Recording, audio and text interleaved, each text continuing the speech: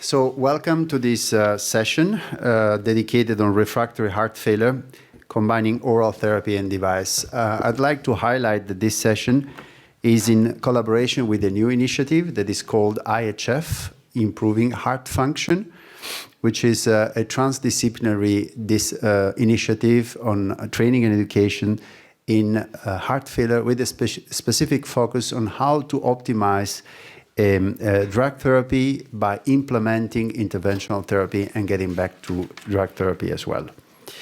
My name is Emanuele Barbato. I'm an interventional cardiologist from Rome. And this session is aimed to recognize heart failure refractory to medical therapy that requires treatment escalation, to appraise the contemporary indication to cardiovascular interventions in those patients, and to understand how to achieve optimal synergy between oral therapy and devices. This is the team, together with me in the panel, our co-chair, Alexandre Mebaz, anesthesiologist from France, Roberto Lorusso, over there, our cardiac surgeon, Joseph Bartonek and Miriam Kessler, both interventional cardiologists, respectively, from Belgium and Germany. Any words, Alexandre, on this part here? Yeah, thank you very much, Emanuele.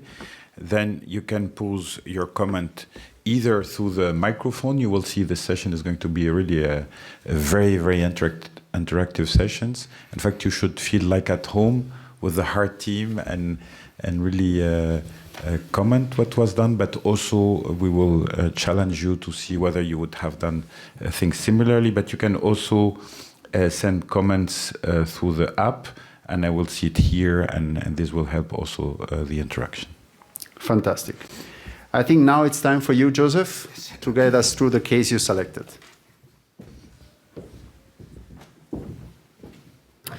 Good morning. Thank you very much. So it's a pleasure to present you the case we are going to discuss together. So basically, it's a 69-year-old man at the time of the first contact with the classical risk factors of ischemic heart disease. He experienced several acute coronary syndromes episodes with different interventions, including the CABG for 2-vessel disease. 5 years later, he was admitted with the severely reduced LV function, which was indication for the ICD primary prevention, at that time no ischemia. In the history, it's of note that his first heart failure admissions was, let's say, 5 years after the surgery. At the time, the very successful and smooth recompensation, ejection fraction 22%, and have been put on the contemporary guideline-directed medical therapy. There was one ICD intervention 2 years later, appropriate shock for VT after the inflammatory trigger. And then we are coming to 2018 with another episode of acute decompensation of heart failure. At the time, the workup showed patent bypasses, both vein and the lima. The LV angiogram confirmed severely reduced ejection fraction with epic aneurysma and presence of moderate to severe MR. He was put at that time on the Entresto. Moving further to the current event, actually 1 month later, he presented with a repeat heart failure worsening in the spoke center, in the referral center. He was severely symptomatic hypotensive. He was unresponsive to the standard of care, including escalating of IV diuretics. There was development of cardiorenal dilemma. There was a reason for the interrupting the Entresto. At that time, the patient was transferred to the hub center to Aalst. You see at admission his basic workup, reduced kidney function with GFR 25, normal kaliemia, let's say, slightly borderline reduced sodium, ureum increased significantly, and also increased anti-proBNP. Clearly, chest rate is congested, suggestive of edema. And interesting is to note the ECG, which is in the sinus rhythm, with left bundle branch morphology, broader QRS complex, more than 150 milliseconds. Please note in the V4 Q wave. It's not the classical LBBB. We perform in the first diagnostic workup echocardiography. You appreciate LV dysfunction with epic aneurysma. Note that the RV function was preserved. You also notice severe mitral insufficiency. And finally, also noted severe tricuspid insufficiency. We believe that after this kind of basic workup, the right heart catheterization is indicated to inform us better about the disease severity and help us to devise the optimal strategy and plan for the given patient. And indeed that happened. And you see here the hemodynamic. You notice RA pressure is 8, elevated but not massively elevated. You see severe pulmonary hypertension with mean AP pressure 48. But you also see significantly increased PCW, mean of 36 millimeter in the end expiratory stage, with important V wave reaching almost 70 millimeters of mercury. Of note is a mildly elevated PVR. So there is, of course, impact on the vasculature because of congestion. We see also quite preserved cardiac output as determined by the thermodilution, but you see severely reduced mixed venous saturations.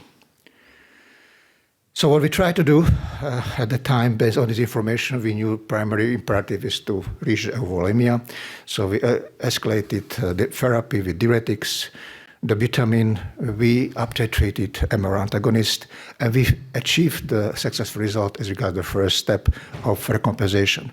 What we failed was to reinitiate again the ARNI. You see the impact of these improvements on the laboratory results, better kidney function, reduction of NT-proBNP. So in summary, we are having here a patient with ischemic cardiomyopathy, with apic aneurysma, poor LV function, left bundle branch-like morphology of the ECG, cardiorenal dilemma, severe FMR, and TR difficulties to optimize GDMT. You see risk scoring of this patient for the MAGIC score, high risk for the 1 or 3 mortality. Seattle heart failure risk score also showing poor chance for survival. Euroscore 25, STS score of 9% operative mortality. So I will stop here. Thank you very much, Joseph. You can stay there if you wish, or you prefer here. So let's start from the onset. And let's start finding some common ground to define refractory heart failure. Perhaps we can start from Alexandre and hear some of you. What do you mean with refractory heart failure? That there is no chance anymore for those patients, that it's the end of the story? I mean, what's your guess on that? Yeah, maybe we can say it's the end and then we finish the session here and we go back to have a coffee. For years, refractory meant, and we were telling the patients we are at the end because we tried, exactly like Joseph was doing in his unit. Today, really refractory means triggering the hope to the patients by working with the other specialist. And it's exactly what Joseph, you did. The medication does not work. You need even to stop ARNI. And instead of saying, oh, it's desperate, no, you should say, in fact, it's refractory to a physician working alone, to the cardiologist, the heart failure specialist working alone. We arrived at the end. But then we need to go to the EP guys, we need to do a cath lab, we need to see whether there is a valve that could be improved. And again, we will see in your case, but in many, many cases, when you say the word refractory, it means really go to look for some help. Is there anyone in the room who has this kind of experience, who has shared this kind of, you had this kind of experience in your practice? If I may ask you, what would be your algorithm for treatment escalation? In terms of pharma, let's start from, you saw what a colleague has done. What would you have done differently in your practice? No, in 2015, he was not initiated on Entresto in the beginning. Because I saw in the beginning, it was available there at that time, 215. In 2015? 2015 was it available? If it was available, I think if you had initiated Entresto a little bit earlier, it would have been better. It came later on in 2019. Yeah. That's one thing.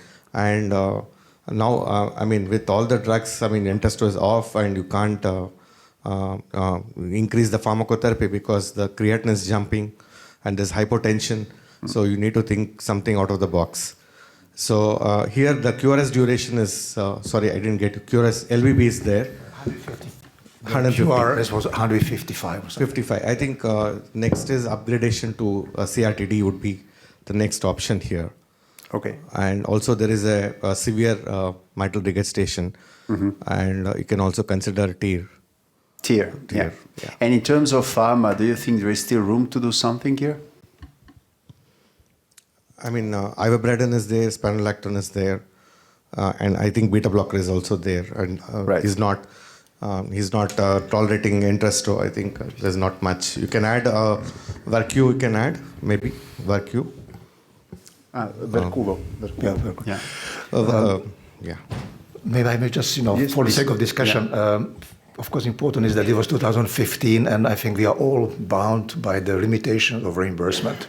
So I think this may be another also element in discussion is the how you can could pay the medication, which is limiting the accessibility to GDMT. That's maybe on the side, but on the side of the decision, what can be escalated, we choose the butamine, and to what extent somebody else would choose something else like levosimendan. Is it something that you would consider instead of the butamine? Right. I know who can comment on it, Alex, for instance. Cement again, if you give, it'll work for about a couple of weeks. Then after that, what again? Yeah. Cemenda is temporary, right? Roberto, did you have a comment on this?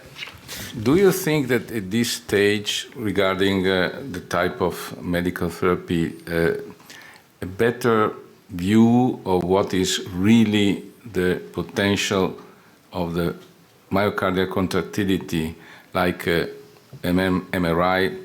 I mean, because of course you can consider levosimendan, but if your resting myocardial contractility is really poor, it's like beating a horse which is really on the ground, and you want the horse to ride, but he will never get up.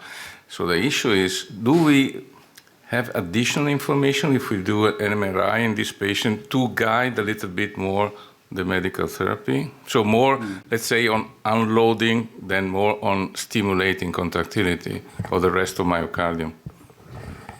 To answer your question, we didn't do any MRI. Of course, it was acute setting, so it was sort of prohibitive. After that, also, we did not perform it at the time. Do you think that there's a role or no? Because this is, after all, a chronic cardiomyopathy. We should know, because there is an aneurysm, apical aneurysm, so we should know how much is left. That was my question. That's correct. I think that would be indeed important discussion, or having the information if one would go for the, any surgical or whatever intervention to, remove the aneurysm.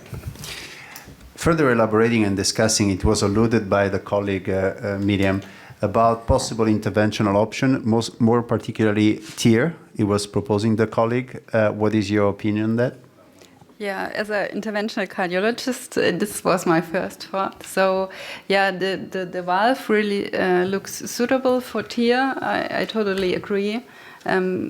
So the mitral valve first, I would suggest, and we also have the tricuspid valve, but I would wait for that. But we have a good situation for TEER, I guess. And on the surgical side, Roberto, is there a room there to do something? If you show that the echo and the chest X-ray, we can really look very nicely. One thing that can be so instrumental. Can you speak to the microphone so that? Yes, sure. So, if you look this, look at. So you can clearly see that the aneurysm is well, described, and you have still the basal portion of the septum, which is working still well. I think this patient has the potential to reply to a left ventricular reconstruction, although, as rightly pointed out from the medical history, he had a coronary artery bypass grafting before. So this patient has 25% risk of mortality on a conventional basis. In this patient, I would maybe consider, after the attempt of CRT, to see whether the valve could respond to adjusted pacing for a minimal invasive left apical aneurysmectomy. So without, just exposing the patient to a higher risk conventional surgery, just a minimal incision on the left mini thoracotomy, and just reduce the apex, because this aneurysm certainly will impact the long-term prognosis and the reply to CRT medical therapy and also the valve therapy, I believe. So to summarize, we've got as a proposal here, as a possible suggestion to you, Joseph, mitral valve intervention with TEER. Roberto has also some surgical option. The colleague proposed CRTD. Is there any other comment you would like to share with Joseph before we hear from him the way this patient was treated in his center? If not... You would like to make a comment? No? No? It's okay. Good. Thank you very much. I think all these comments were similar to what was discussed in our heart team discussions. All the options were put on the table. And I think what we decided was to go rather for MTEER than to the CRT at this stage. And specifically because of the L-Vandenberg morphology on the ECG, you see it's ischemic. It's not the conventional broad QRS complex as you would see in the patient who are very well responsive to CRT. That was basically one of the rationale. So indeed, we went for a TEER, MTEER. So you see, just walking through what we have done. The patient had also PFO, so it was sometimes challenging to really puncture the septum in the right place. Eventually it happened, as you see on the left, on the right. So we go further, you see how we basically navigated to the mitral valve. You see on the left side, it's a little bit like heart. The heart is not perfect, doing some manipulations with the clip. We were more, correct in the right axis, entering, targeting the jet. You see, it's a one jet. So we were thinking, let's just go for one clip and see what happens. So we were not really trying to go left and right, but really going to the central part of the jet. Here's maybe to showing the, how we clipped. It was a good clip, good grasp, well grasped. And so we have this first result. On the first side, you would say, yes, it's good. You see some residual TR from on the P1 and also on P2. I think on the P1 is more a bit. And one would say maybe, yes, we can maybe stop here. Because really just wait and let's see whether we would stop here. You see this intermediate result. Are you happy with that? Or would you do something more? Would you acquire additional information to decide? Who has an experience with mitral valve intervention? Miriam, are you happy with this intermediate result? Yeah, so I think it's acceptable, but we have to have some more information regarding the mean gradient after one device to see if we can place a second one or not. What is actually the mean gradient we are looking at? I mean, what is the threshold? Yeah, it's hard to define. Usually, a second device doesn't really further increase the gradient so much, but if it's around 5 after one device, you hardly have a chance to put a second one in. Okay. What did you do? Good, yes. What I think it is really, I like the comments. So basically what we try to do all the time to really look not only on the color flow mapping because it's not enough. So try to get the information, pressures, or looking on the more refined assessment of the residual mitral insufficiency. You see here, I cannot show you the tracing, unfortunately, but there was a still residual V wave reaching 50 millimeters of mercury in this patient. You see the systolic flow reversal in the pulmonary veins. We don't see any increased transmitral valve gradient. So with this, we felt actually, obliged to go for the second clip. And we went for the clip, for the targeting the jet on the level P1, again showing for interventionalists, how we went there very nicely in parallel in the semi-closed clip arms, and again showing the good grasp. And it was the outcome after the second clip. And it's again surprising. You see now more jet on the P3 level. You don't see any transmitral valve gradient. And again, we have repeated the same evaluation. And actually, when we put everything side by side, what you can see that we started from the V wave at baseline massive MR. After one clip, we have seen visually not that massive MR, but with the important hemodynamic consequences. And after the second clip, regardless of the color flow mapping, we have achieved significant reductions in the PCW with a V wave of 30 millimeters of mercury. So here, actually, we felt this is sufficient result, and we stopped. On the Hold on there. Go back 1 second, just to tease a bit our colleagues. Who does mitral valve interventions in the room? Please raise hands. No one? Okay, so I'm afraid I have to go back to you, Miriam.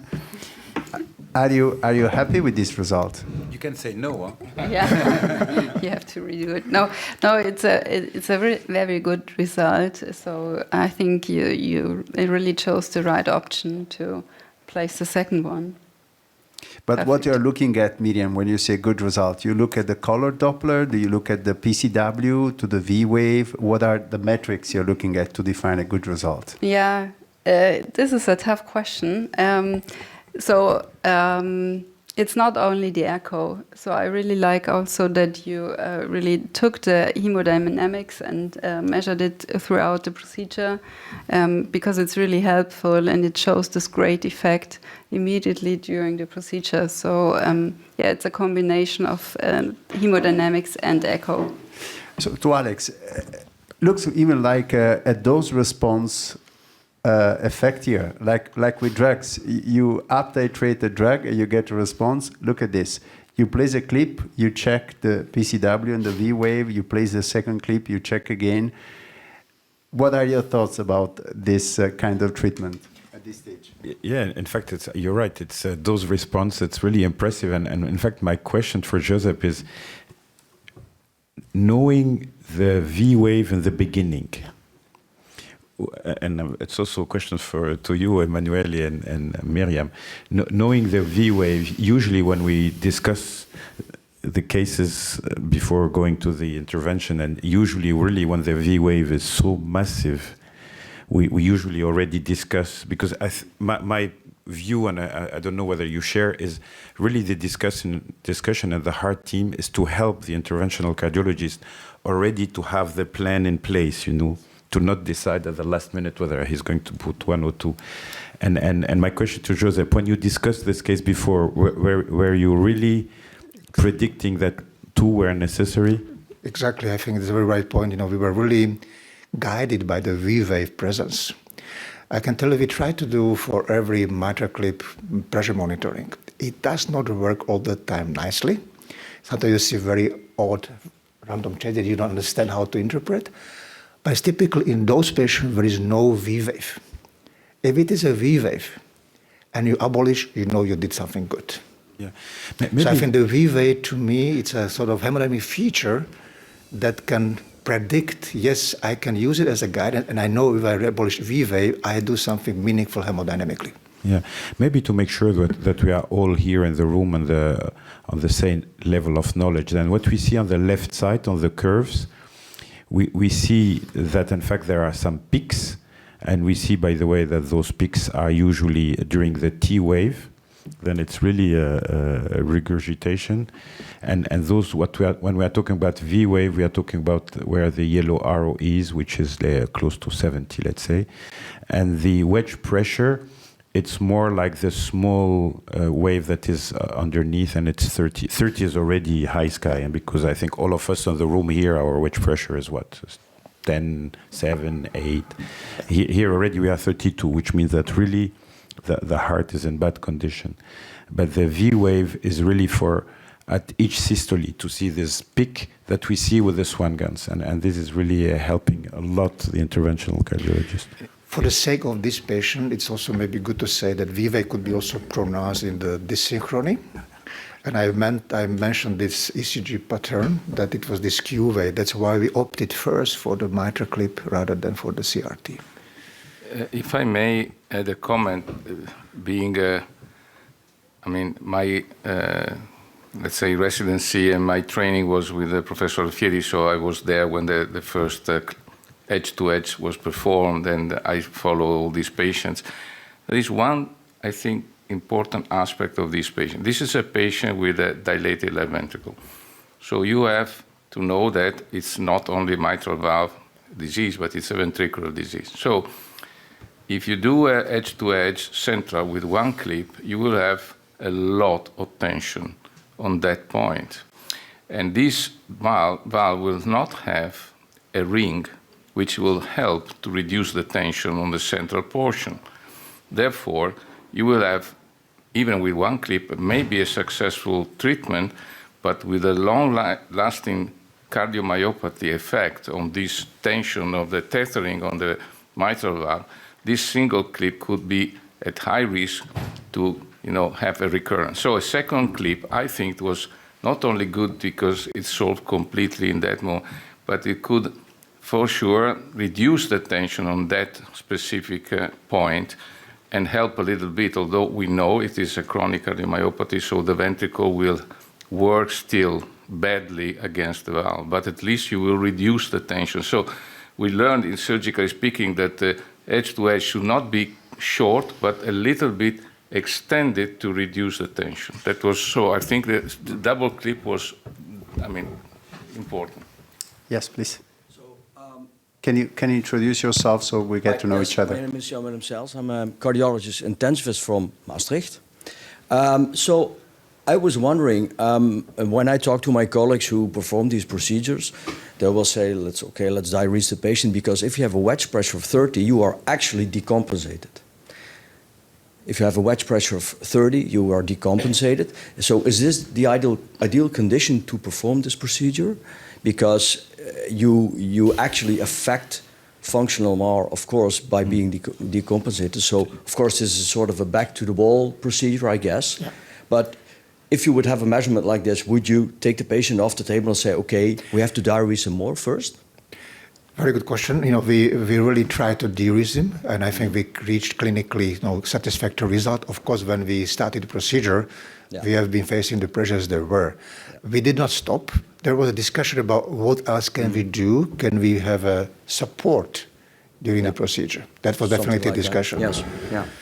And we opted let's go for the procedure without extra instrumentation. Okay. So he was still under the butamine. Yeah, so you could do butamine, maybe but no mechanical support, or IABP or something like that. But just for my, to comprehend why you proceeded. Your question is it optimal? Yes, this optimal timing to this. You're saying maybe ultrafiltration just before something the procedure like that, yes. to help the intervention. To further unload. Yes, to further unload before you do this. Yes, sir. Can you introduce yourself? Mateusz Tajstra, Zabrze, Poland. I'm an interventional cardiologist, but also electrotherapist. So I'm huge experience in some kind of devices like CRT. So what I would change with this, in this regard, in this particular case, congratulate for these presentations, were really amazing. However, we have to assess such cases individually, because in many times it depends for various conditions. So for me, as I fully agree, this patient is in severe condition. So we have acute decompensation of chronic heart failure due to ischemic reasons. So is that correct? Do you agree? It's correct. Yes, it's correct. Therefore, I think what would I change? I go as an initial step for CRT implantation, so upgrade for ICD to CRT. Why? Because the one of mechanisms of action of benefits related to CRT is to improve the synchronization between atria and ventricle, and between the intraventricle and also between the ventricles, right, and LV. Therefore, we can decrease significantly functional mitral regurgitation.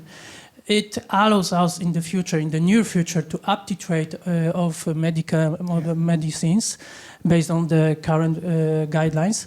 Therefore, it may avoid to put the patients on a TEER procedure.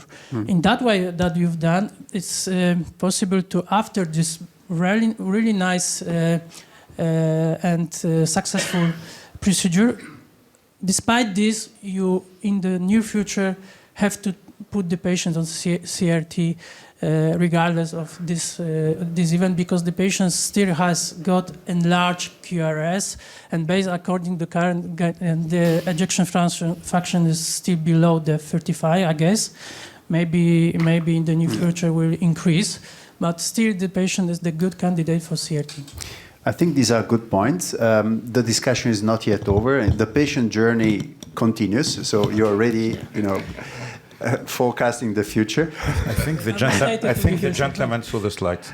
Most likely. I think it's a great comment what Yeah. you have made. I just on purpose was teasing out in the beginning with pointing at the QRS morphology. Yeah. There was a Q wave, which was basically for us was a sign. Yes, you can definitely. When you look on the guidelines, guidelines are guidelines. They are not commandments.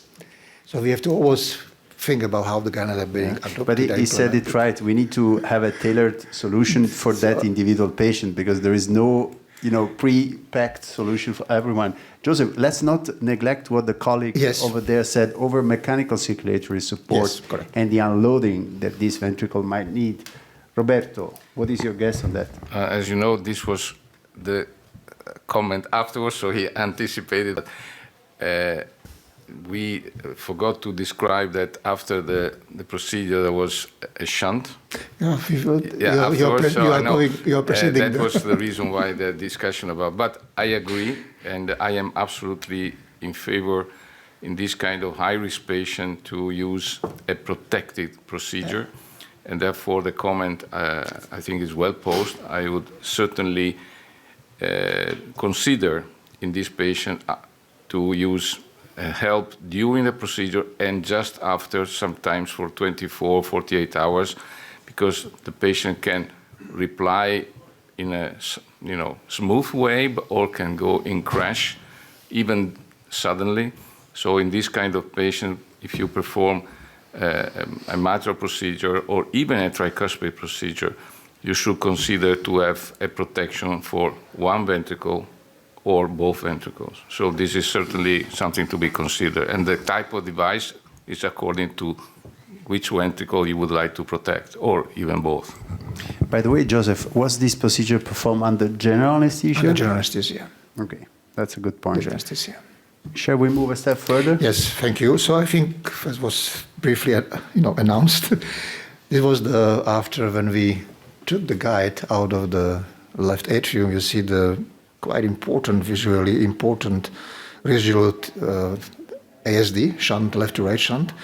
At the same time, when you see the airway pressure remain actually stable, only 8 millimeters of mercury. So basically, we stopped. We did not go for the closure. We simply left it like that.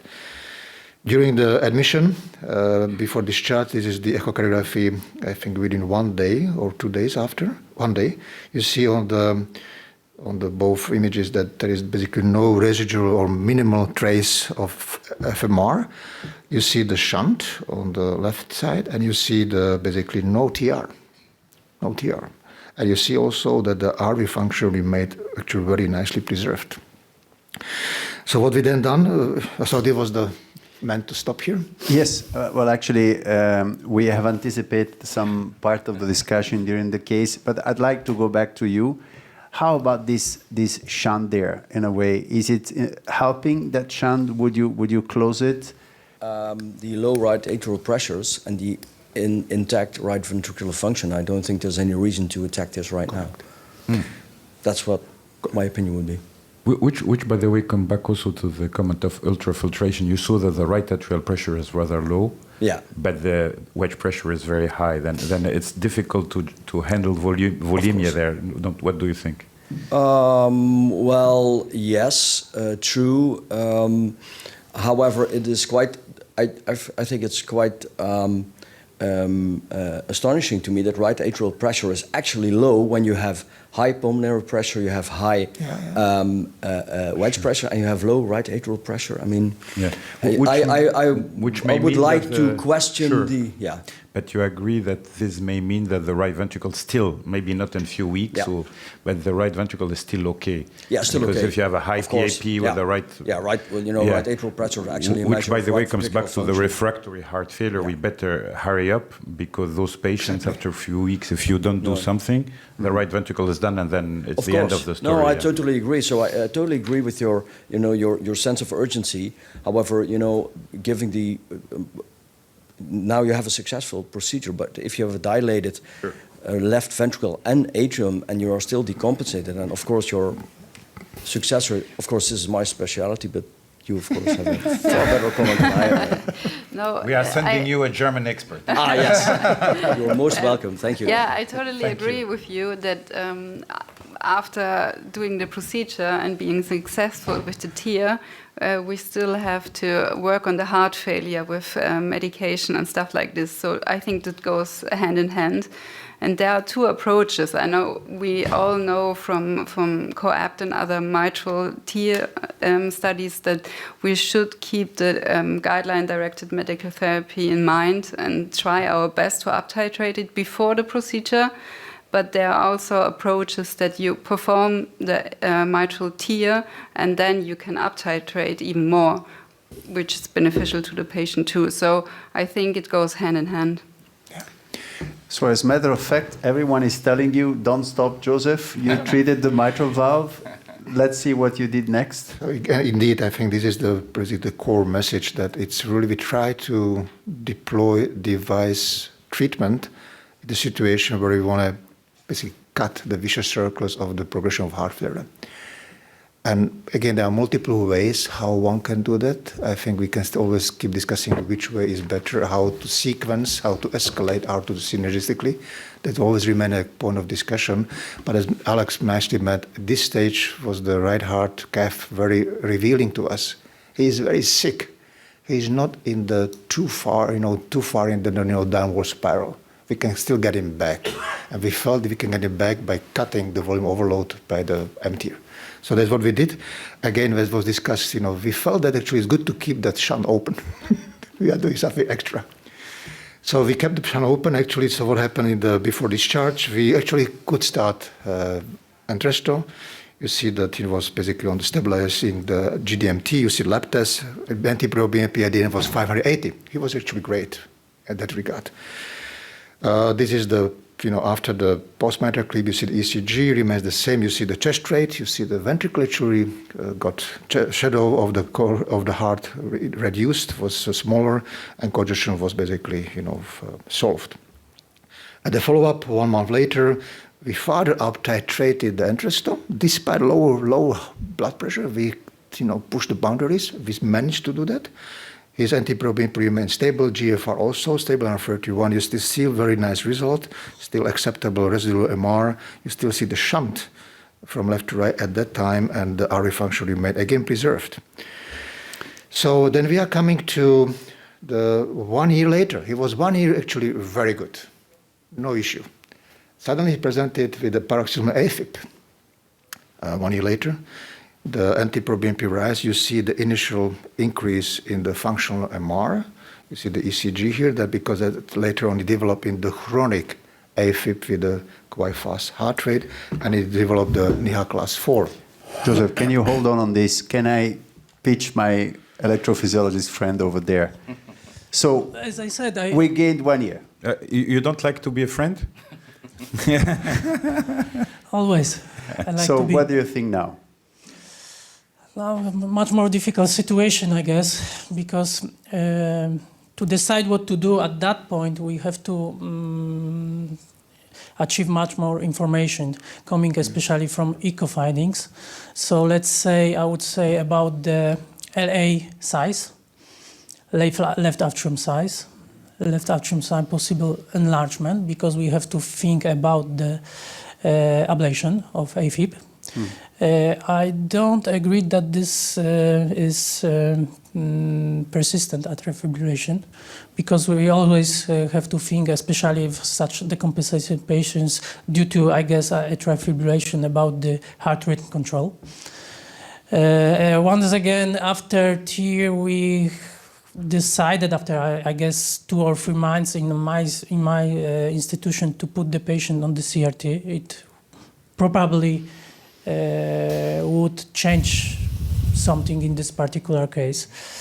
So currently it's a difficult situation. Probably we have to think about the upgrade and or ablation. What is the dimension of the left atrium that would prompt your interventions or not?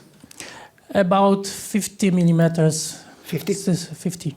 5-0. something like that. 5-0. Of course, this case-by-case evaluations, we have to take into consideration other things like thyroid function or something like that. This is also crucial. This is like all this case, multi-point assessment, not only to focus on, I don't know, ECG patterns and clinical status is the first thing. No, this is quite obvious. Okay. Thank you. Joseph. Thank you. Very good comments. I really appreciate. As you see here, even by eyeball, this is not the LA of 50. It's like 46 millimeters was the IP diameter. And again, I think what is maybe important to mention that this patient did not have AFib episodes in past. It was for the first time. So that's simply as that happened. So you see, this was the first initial echo. You see another echo. When we look, the few weeks later after the echo I have shown, you see again increasingly prominent MR, but also TR is basically really decompensated, congested. So what we did actually both. We did both in the same admission. We did PVR and CRT upgrade. That was our decision because if we have to do something, we have to ensure sinus rhythm to ensure or enable optimal hemodynamic situation, and he got the CRT upgrade. And you see again nicely ECG basically pre and post. It actually worked nicely. And you see what happened, that you see the LV function before and you see LV function after. You see that it's actually better. You see it's better. You see even having see the quantitatively the LV dimensions were reduced from 65 to 60 at the follow-up. You see the hemodynamic 2 years after that event, or no, 1 year after, or no, 6 months after the PVI and upgrade. You see that we kept the therapy stable. You see was also the kidney function improved, GFR of 45, and anti-BNP was around 500. So I would stop here. Of course, I cannot refrain, Joseph, from going back to his first comment. Should we have done CRTD first, or should we have done mitral valve intervention first? Of course, with with insight, it's easy now to say that both therapies perhaps were useful, or who knows. What did you reflect on that? Exactly, I think it's a very valid point, and it is always constantly how we operate. You have to question yourself. Whatever you have taken the decisions, I think it's very healthy. As I mentioned, our fault was because of all the together that we felt that MT was the first step. Yes, please. Yeah, I'll first introduce. I didn't introduce myself. Then, Dr. Karthik Vasudevan from India. I'm an interventional cardiologist and also take care of heart failure. Pleasure to have you here. So I was thinking, because that's what I made a mention about the CRT. If you have done the CRT first upgrade, the mitral regurgitation would also come, because when there is a synchronization, the MR comes down. The LV actually, there's a remodeling, reverse remodeling. Mm-hmm.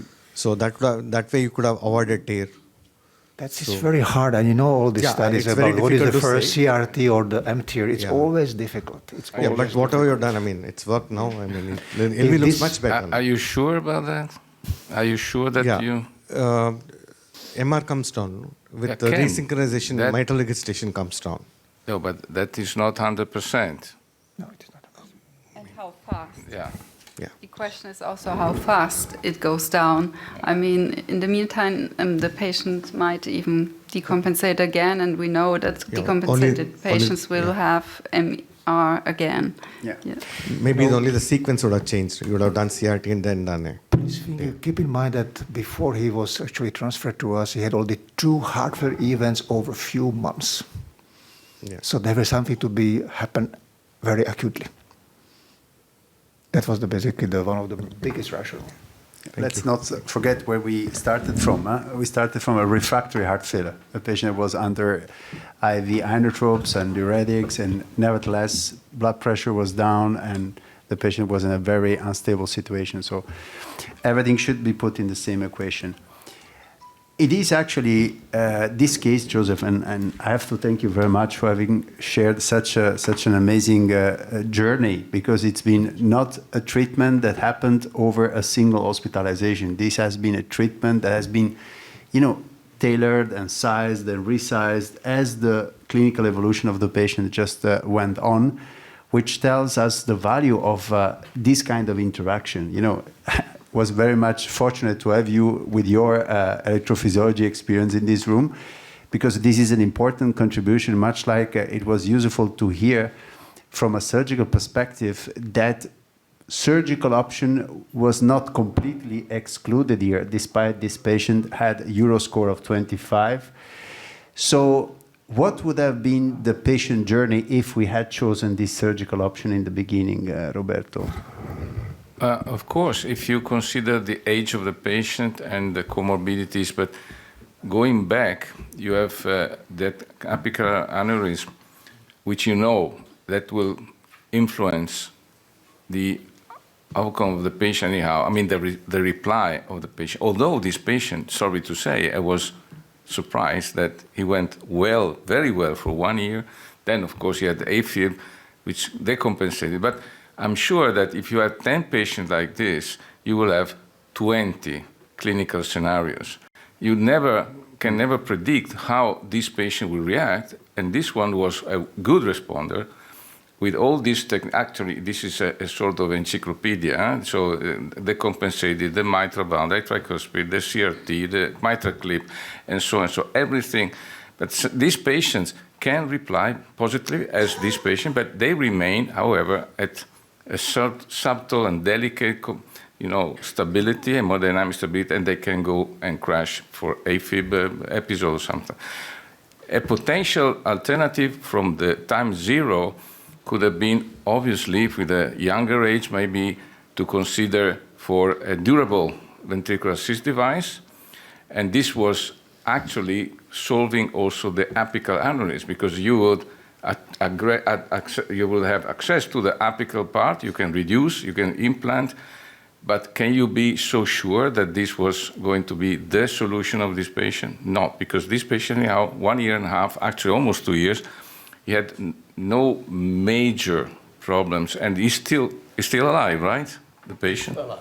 So, can you imagine? I think I would not have bet in this patient for 2 years or even more longer outcome of this patient. So, a durable LVAD could have been considered, but based on the patient's natural history, maybe it was really to be considered, but not the right choice, because the patient is still around us. So maybe, Joseph, you did the best combination of therapies, honestly. It's hard to say what is best, because indeed, as you say, it's always individual thing, yeah. Maybe a question for you, Joseph, and our friend, the EP. When we have a... I'm sorry, ma'am. No, go first. I'm Hanan Bougaygis, cardiologist from Libya. I just wanted to ask, now that the patient is in a more stable situation and with that apical aneurysm, would you operate on him with LV reconstruction at this situation to give him a better chance, or would just keep him on these treatments? I have to say that I always tell my younger colleagues that in the improper setting regarding clinical decision-making and scientific, patients are divided in two groups, the ones who do well in spite of us, and the ones who do bad because of us. I think this patient is going to go in these two groups. Leave him alone. Don't touch, don't say, don't breathe, don't do anything. No, but I think that 70 years of age, high risk, and he's replying to what has been, I think, rightly done. So, of course, that could have been an option at the beginning, but at the end, this patient replied. He's a responder, and after 2 or more years, is, in a stable condition and not in a poor quality of life, right? Because I understood that. So, I would not really overdo. So this patient, but certainly the aneurysm will be there. It will influence the prognosis at the end. But after 2 years of stability, I would be really happy about the results in such a bad patient. You are right, Roberto, because 2 decompensation within a few weeks, usually mortality in the coming year is 80% or more.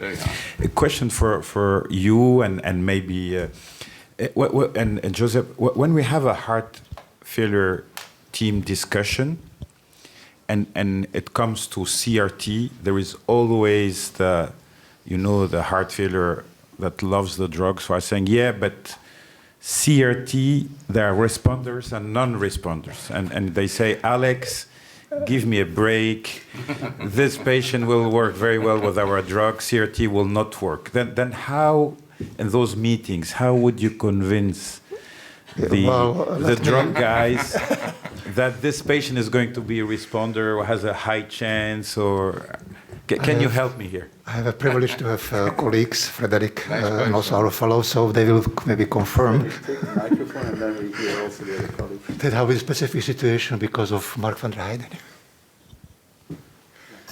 So maybe one thing is that the right ventricle, as the TAPSI was a bit on the low side, but having a normal right atrial pressure and not dilated, I would have thought that the tricuspid regurgitation got better. So there is already one thing you can exclude of being a non-responder. Yeah, good point. I think maybe specifically to your process question, yes, I think it's always institution related. Typically we want to have a multidisciplinary discussions. In our specific case is that in our team, one of our leading senior colleagues, Mark van der Heijden, actually does the devices. And I think that really simplifies the discussion. Also, my profiles are combined. I do intervention, but also do a heart failure. So that gives you a different mindset. And I think this may be something that is also relevant to the education, as we are seeing this patient more and more. I think there is a need for that education, to have an interventional heart failure specialist, somebody who can assess pros and cons of both sides of the world. And it comes back to what the gentleman was saying. It's true that congestion also responders, non-responders. Yeah, please. Hello. Regarding the responding to the CRT therapy, we know coming from the pivotal trials that at least 1/3 of patients do not respond of the CRT therapy how we would like to achieve the good outcomes after CRT. We have some, let's say, evaluation before the CRT implantation. How can we achieve the good results? So in this particular page, I've considered, I think, two major things that can expect us that this patient did not respond will not respond to the CRT therapy in the future. First one was the ischemic one. So this was ischemic injury heart failure. So this is the one of the unfavorable outcomes in terms of CRT benefits.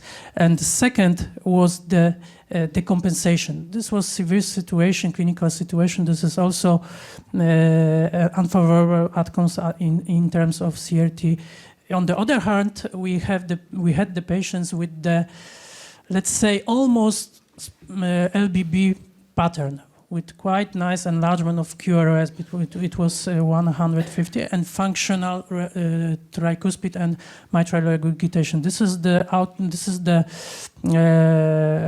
outcomes that can be related with CRT benefits. So what I was thinking about your case, it was a very nice presentation about how it should be treated. It should be treated in the center like you have, because we have many options for such patients on the table.